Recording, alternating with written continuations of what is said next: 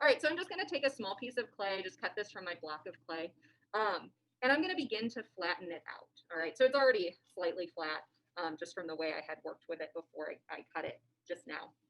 But what I'm going to begin to do is just use my hand as my primary tool.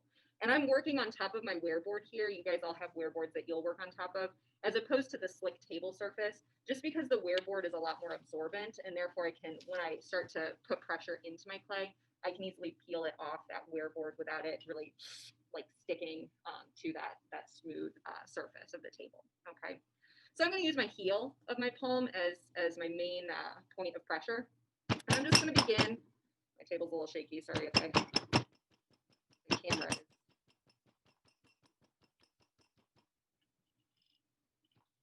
Not catching that.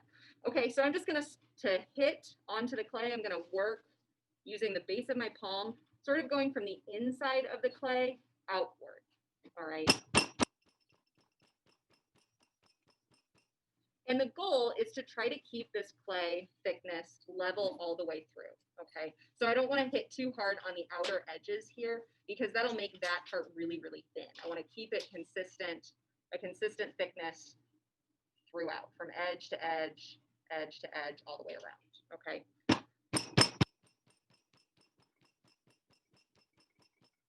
think that head's going to wobble right off the table now.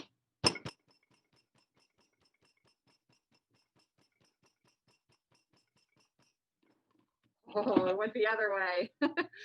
All right, so you can see the clay is spreading out. It's getting wider. Okay, it's also getting thinner. I don't want to go too thin because I'm going to use my dowel rod acting as my rolling pin to really stretch it out in all directions. Okay. The reason you guys have these rulers is not necessarily to measure anything in this case, but you'll see that they're even thicknesses if you look at the ends of them. So these are actually going to act as my guides for rolling out my slab of clay. I'm going to take those rulers and place it on either side of my clay here.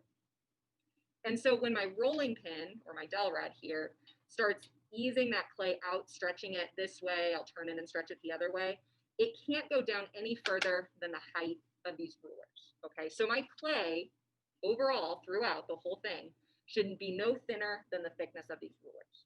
Okay. So I'm just going to start in the middle, give it a little pressure, and then begin to roll it up. And then I'm going to come back and roll it down. Pick it up, turn it, do the same thing. And you'll see that clay start to stretch out. Now the trickiest part, the trickiest area to roll out is going to be the center, which is why I tend to start in the center and give it a little wiggle to really get a good indent in it. Because again, remember, I can't go any further than the height of these rulers. And rolling it that direction, and then rolling it this direction, that will continue to stretch it out. Now, I might have actually started with a little too much clay.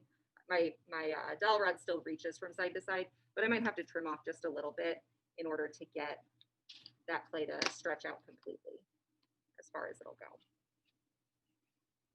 So you notice I'm just kind of flipping and rotating my clay every so often. Just good practice to get into so that you are regularly releasing it from the surface of the wear board in order to continue to allow it to stretch out.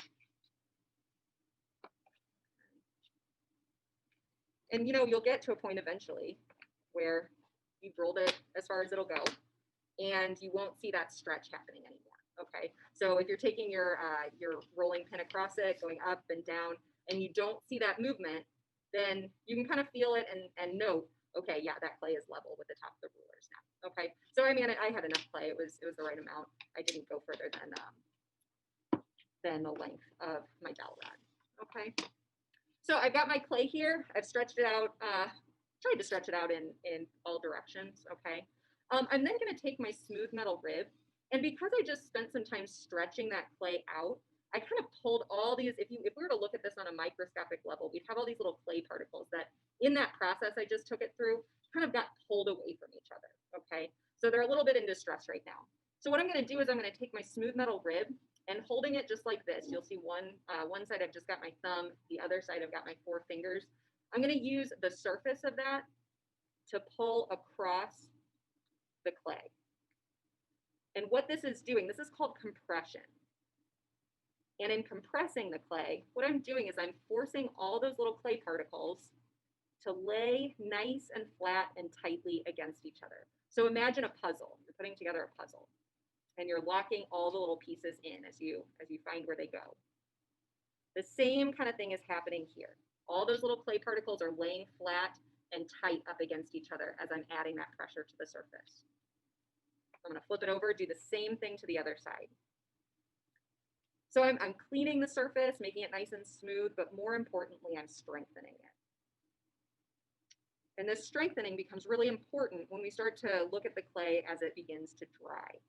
The clay has a memory, like I said, and that memory lasts all the way through the drying process and the firing process.